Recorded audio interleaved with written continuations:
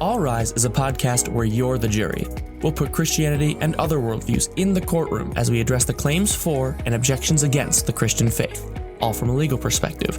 Our host is Abdu Murray, lawyer, author, former Muslim-turned-Christian, and speaker with Embrace the Truth. Abdu was named several times in Best Lawyers in America and Michigan Super Lawyer, and he will bring objections right from the very lips of atheists, agnostics, and various religions to see whether Christianity holds up to courtroom-level scrutiny. All rise and welcome to The Defense Rests. I'm Abdu Murray. This is a podcast where we take a look at the claims for and objections against the Christian faith from a legal perspective. By the way, looking also at other faiths and the non-faiths, whether it's atheism or agnosticism or other faiths that challenge the Christian faith, and see if they withstand the kind of scrutiny you'd find in a courtroom, looking at rules of evidence, trial procedure, how juries think, what judges decide, and the like. You can follow The Defense Rests by following me on my social media channels. Twitter, that's Abdu Murray. B as in boy, D as in David, U, Murray, M-U-R-R-A-Y, Abdu Murray. Or Instagram, Abdu Murray12. Please include the 12. Otherwise, you'll follow somebody else.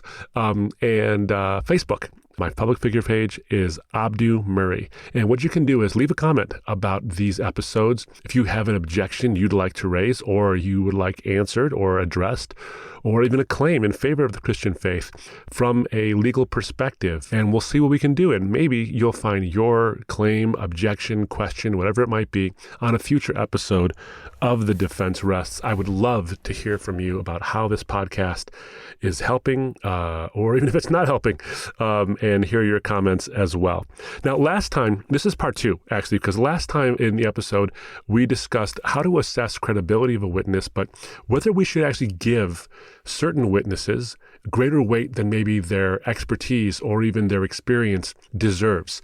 We looked at Federal Rule of Evidence 704, which says that an opinion on the ultimate issue of a case, when an expert witness or a lay witness gives you an opinion about how you should decide, that's not necessarily objectionable, but it can be objectionable in certain instances because you are the jury, ladies and gentlemen.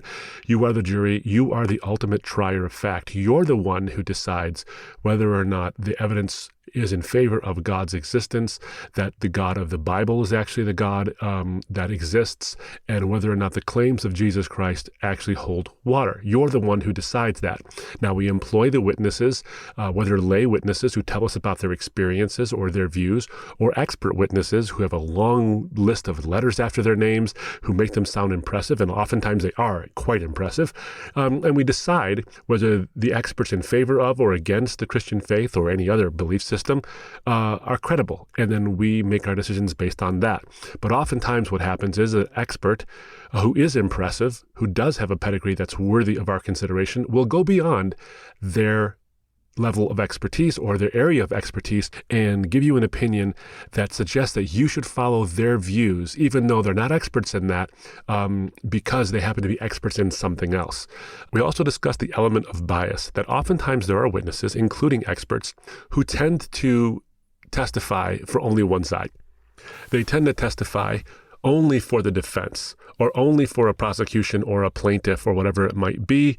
They tend to say that the defendant's always guilty in these kind of cases, or the person who claims to be injured is always as injured as they claim, or whatever. And we're entitled to ask them the question, how often do you testify for the other side? Are you objective? How much are you getting paid for your testimony? What kinds of evidence, and this is the important one, what kind of evidence did you look at, and what did you not look at? What did you deem important and not important? And what I showed in the last episode is that sometimes, not all the time, but sometimes you have people who are experts in a specific field, like science, for example, who will only allow for materialistic explanations, or only allow for materialistic kinds of evidence to come into play because they quote, to quote Richard Lewontin, cannot allow a divine foot in the door.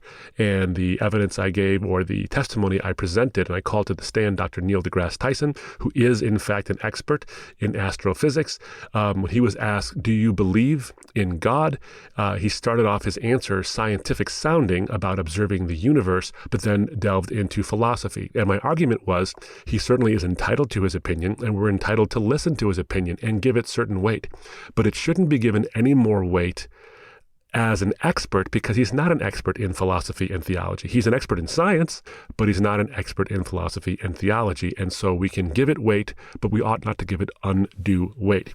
Now, the issue I want to cover today is the issue of bias, because we left off with that in the last episode. And how do we apply this in understanding claims about the New Testament, or even the way in which the Bible in Genesis describes the foundations of creation, the beginning of the world, as it were. These are important because oftentimes the skeptic will object that the New Testament records, the Synoptic Gospels and John, the book of Acts, or these kind of things, are written by biased witnesses. Yes, they may have been witnesses. Maybe they were, maybe they weren't. But even if they were witnesses, they were biased. And we can see evidences of bias because they were Jesus's followers, or followers of Jesus's followers, and therefore had a motivation in recording the testimony the way they did. And that's a fair objection. We have to address that. But also from the scientific perspective, and I want to spend most of the time on this, is that materialistic or naturalistic atheists, or those committed to philosophical naturalism, which is the belief that only the natural world exists, and any explanations of how we got here or how things work, the only explanations that are admissible, and the only kinds of evidence that is admissible, is evidence that tends to lead towards naturalistic explanations, or just leads to naturalistic explanations and excludes anything beyond that. That seems to show bias, and I want to address that specifically when it comes to how the Bible describes the creation of the world and humanity in specific. So let's dive into it and address the objection that in the New Testament record, Matthew, Mark, Luke, John, the book of Acts, sort of the synoptic or historical documents within the New Testament, the objection is that they are biased because they're based on the testimony of witnesses who follow Jesus, and therefore would have a bias in describing Jesus in a certain way, that he's the Messiah, et cetera, that miracles exist and that kind of thing. Or they're written by people who followed the followers of Jesus and therefore still had a bias. Many scholars believe that Mark, Luke, John, and Matthew contain eyewitness accounts. If maybe the entire book is a collection of eyewitness accounts, or it has eyewitness accounts coupled with theological reflections like the book of John. So many experts will tell you that Mark, for example, was the collection of the eyewitness account of the Apostle Peter, who was there, and it was written down by Mark as Peter's scribe.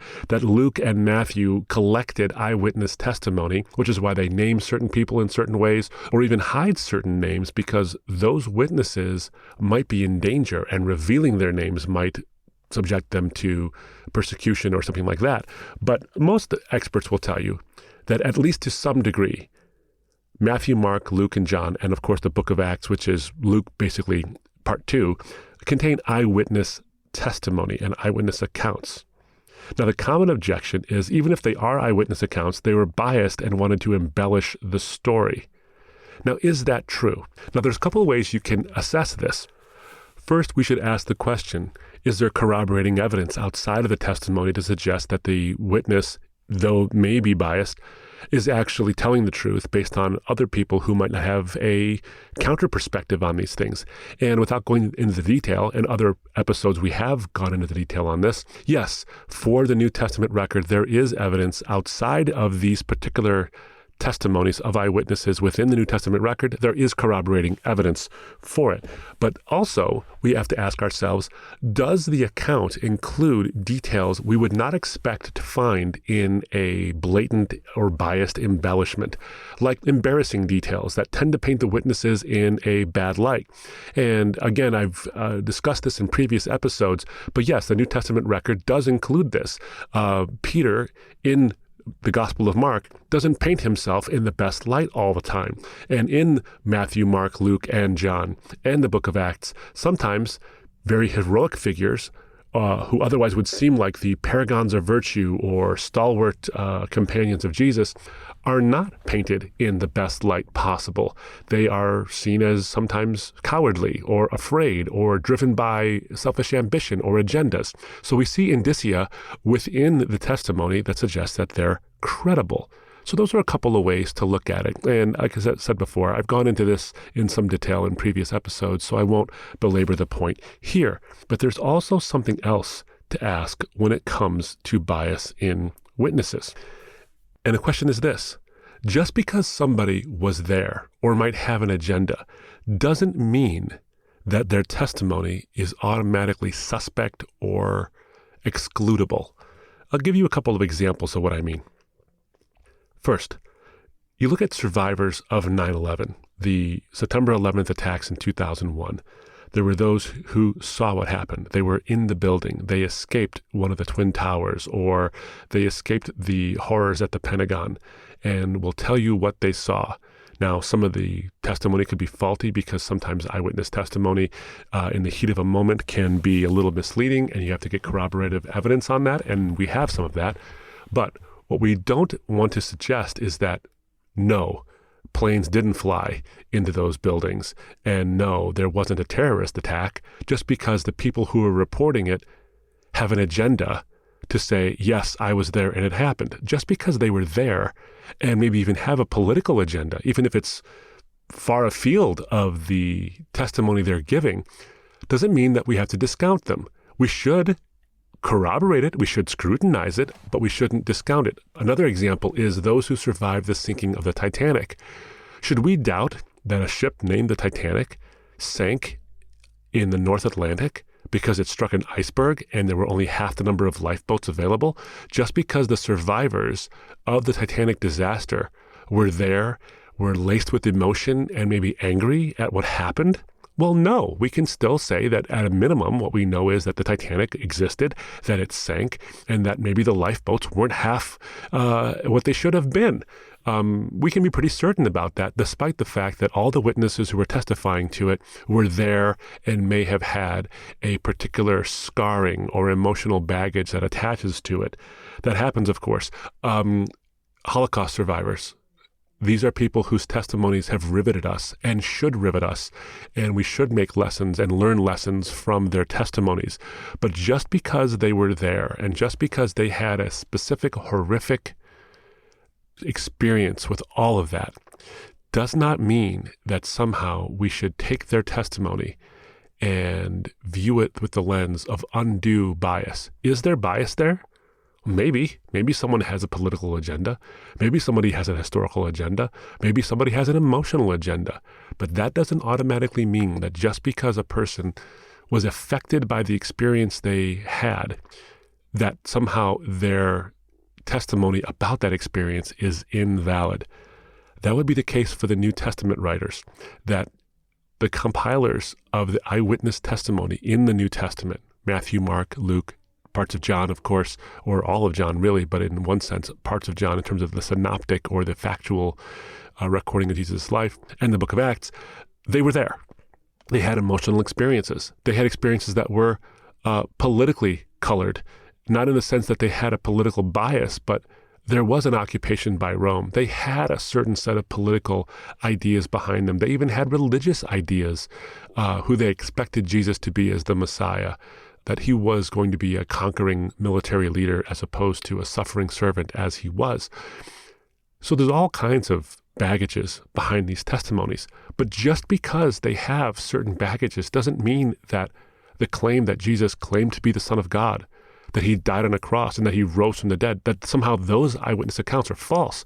Just like we wouldn't discount the testimony of a Holocaust survivor or a 9/11 survivor or a survivor of the Titanic or even a good event, a wonderful event that's laced with emotion.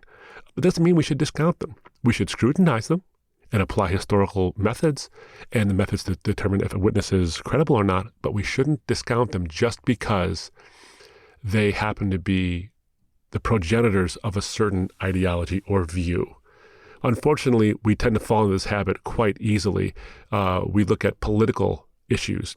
If you're a Democrat, anybody who speaks from a Republican side or on the right of center is biased and should be suspect in whatever they say. If you're a Republican or you're right of center, then anybody on the left of the center or a Democrat should be suspect, and anything they say is laced with the lies or half-truths or whatever. We do this all the time, and we don't actually address the facts behind the reporting or behind what they're saying.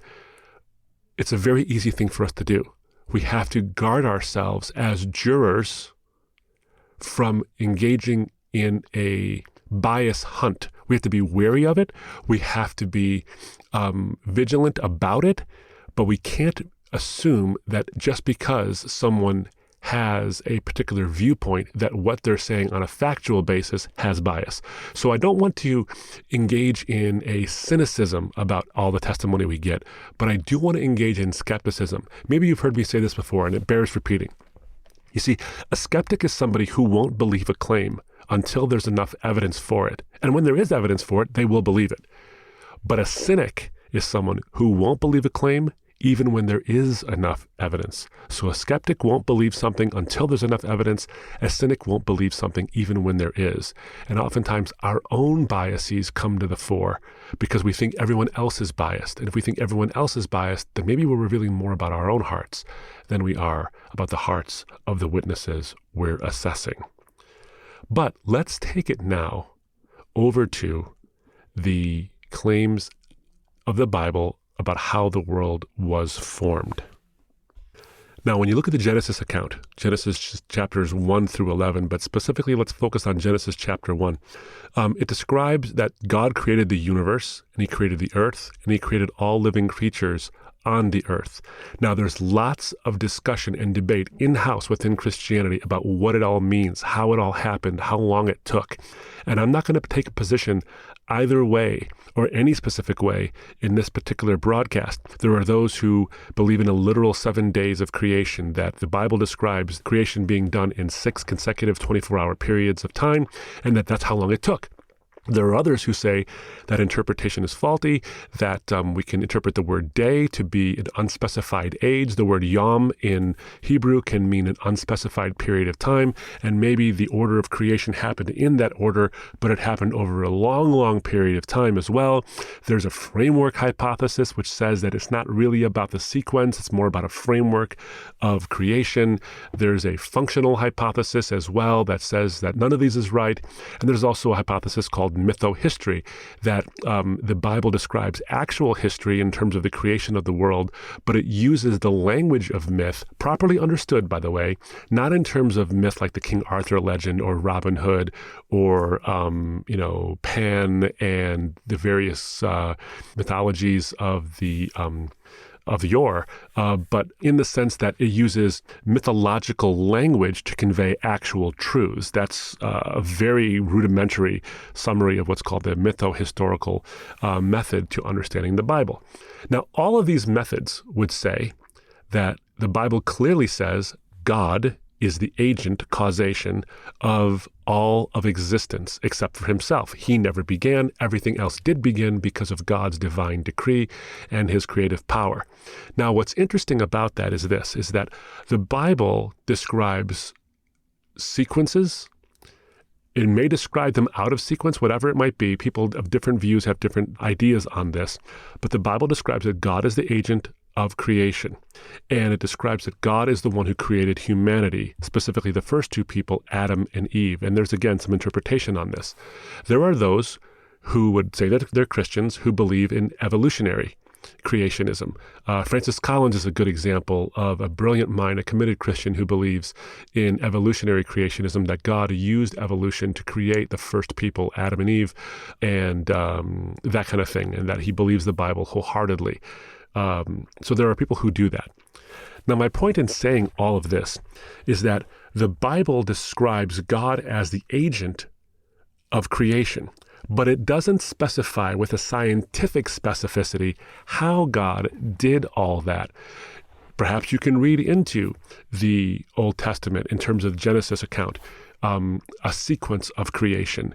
Hugh Ross is well known for doing this in his book Navigating Genesis, where he goes sort of line by line, piece by piece, and describing that the sequence in Genesis and the general language in Genesis is compatible with modern science. But he's not saying that the Bible specifically claims scientific knowledge in terms of giving us calculus or giving us quantum physics or anything like this, or even evolutionary theory. It's just a general description. So the bottom line is that everyone agrees that the Bible describes God as the agent of creation, but it doesn't necessarily describe with scientific accuracy that we're accustomed today the mechanism by which he created all of these things. Now, why is that important? Because a common objection to the biblical account is that evolution, the theory of evolution, Darwinian evolution or neo-Darwinian evolution or whatever it might be, that is the evolution du jour, as it were, explains the origin of life and then puts God out of a job, because evolution is a process where random, or more likely unguided mutation in the genes and in the DNA code of living creatures acts in conjunction with natural selection to create more and more advanced and more fit species, such that the fitter species, the best suited species, tend to succeed in projecting their DNA into the next generation, whereas the weaker versions of a specific kind of animal or whatever it might be can't compete for resources and therefore die out. And this is how life progresses. This is a common objection. Evolution puts God out of a job. But does it? The question is, does it? Now, I am not going to opine about whether or not evolution is the method by which God created humanity or he created them specially. I do have an opinion on this, but that's not the important part of this particular podcast. What I want to talk about is the way in which our view on this, an expert's view, might say evolution is the best game in town and it has to be naturalistic. And therefore, because the Bible stands against evolution, the Bible is therefore false because science has disproven it.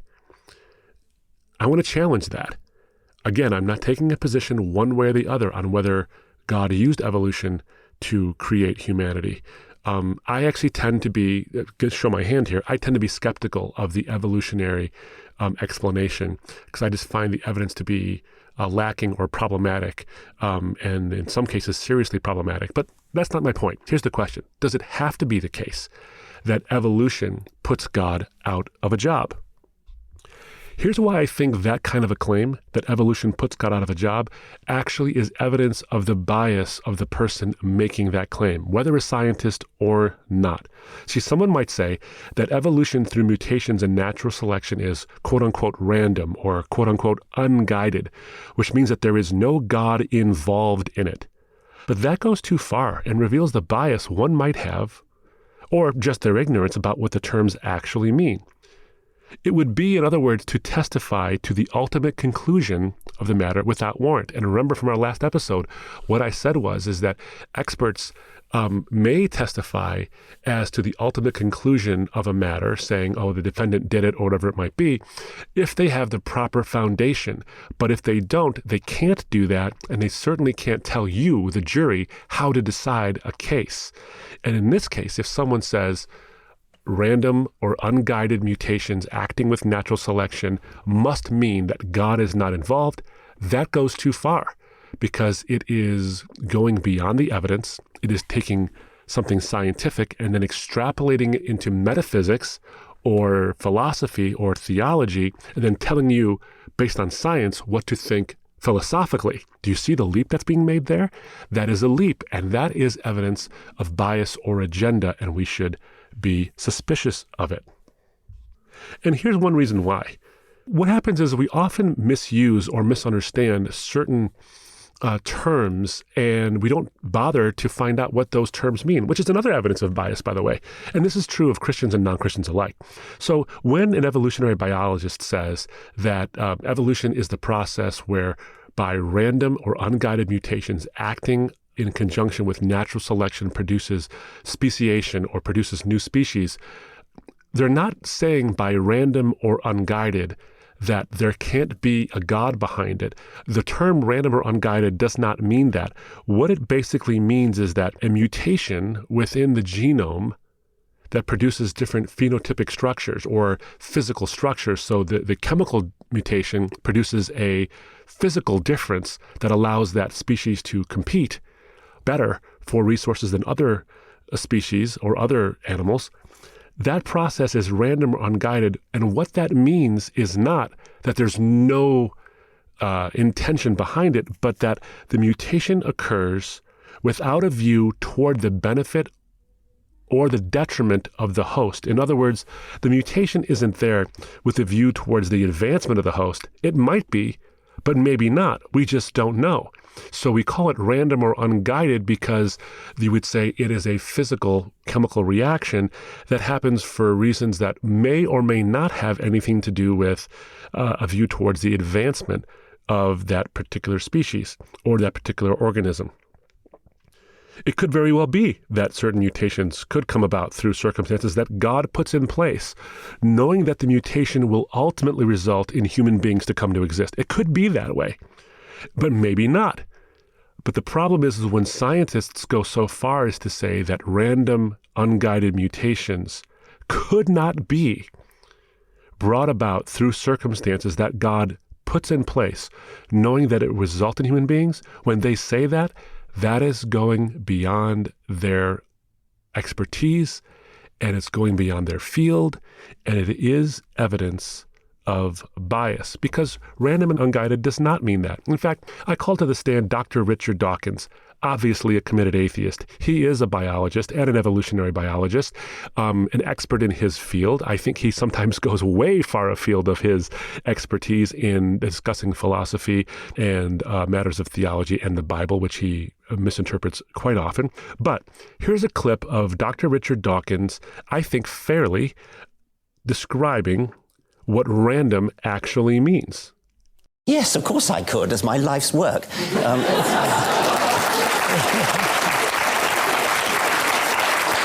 It's a hard thing to say, but keep it brief.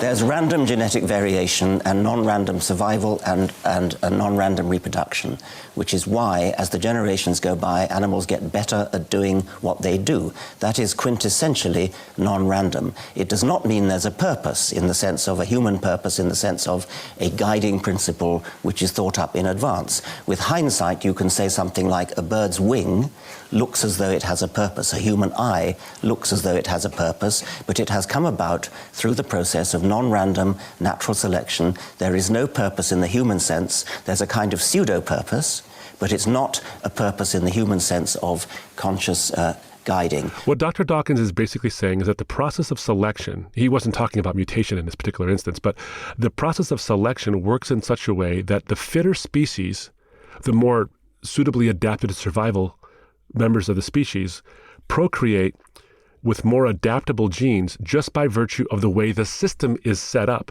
The system is set up for that. So it's random in the sense that he thinks it's unguided and that there's no God behind it, but that the system is set up in such a way that these things will occur by operation of law, or they'll just occur by necessity of physical properties, that mutations will happen, and some mutations are bad, some are good. Nature selects those that are good, not in terms of having a mind of its own, but it's just the way it works is that those who mutate in a good way will eventually outcompete those that didn't for resources and therefore be able to procreate. What he's saying is that it's not random. There's actually a process you can observe, and it is intelligible, not in the sense that an intelligence is behind it. That's not what Dawkins is saying. What he's saying is it's intelligible in the sense that it's predictable. You can take certain principles and you can take certain factors and predict what's going to happen, or you can observe something that happens and it makes sense to us.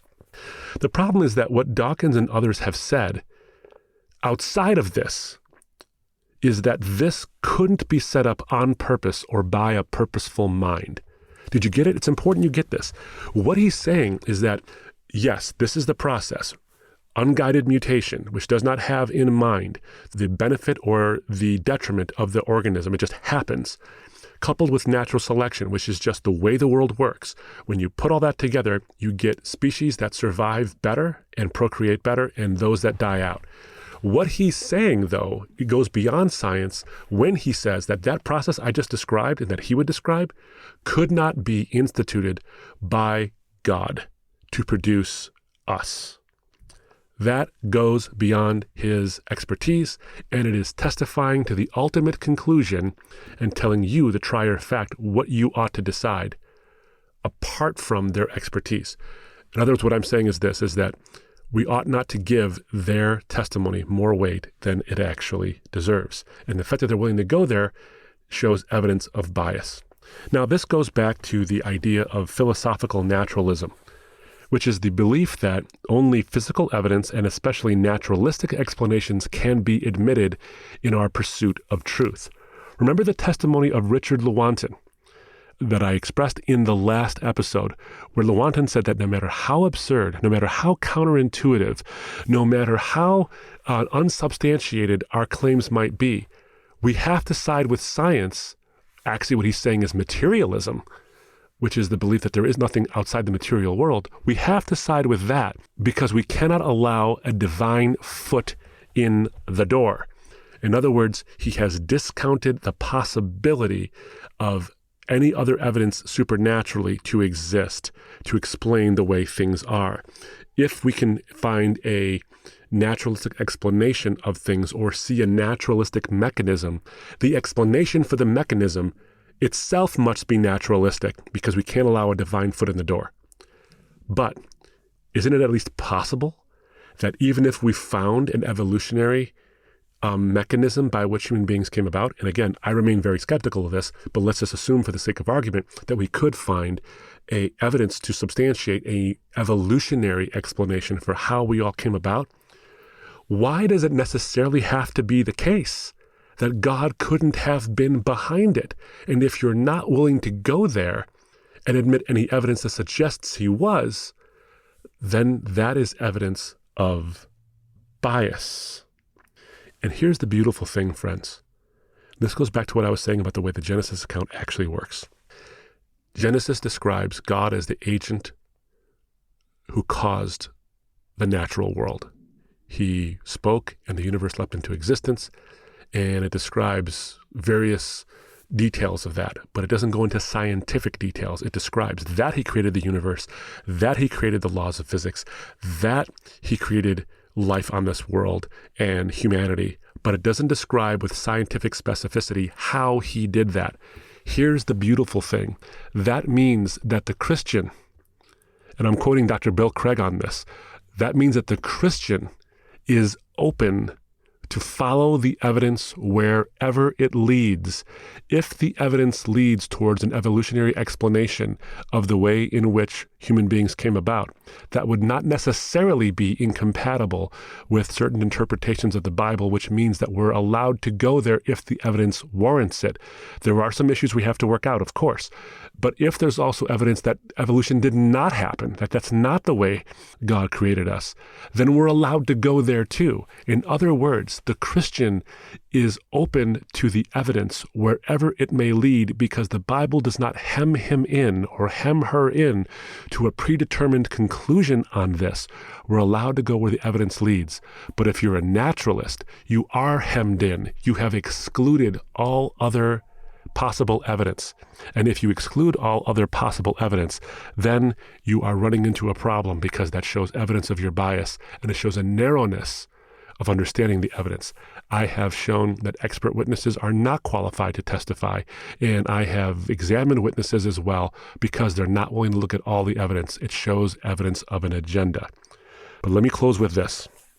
All of us have to assess this. Yes, we can be open to the evidence and fear not where it leads, because all truth is God's truth, and we can embrace that and go there.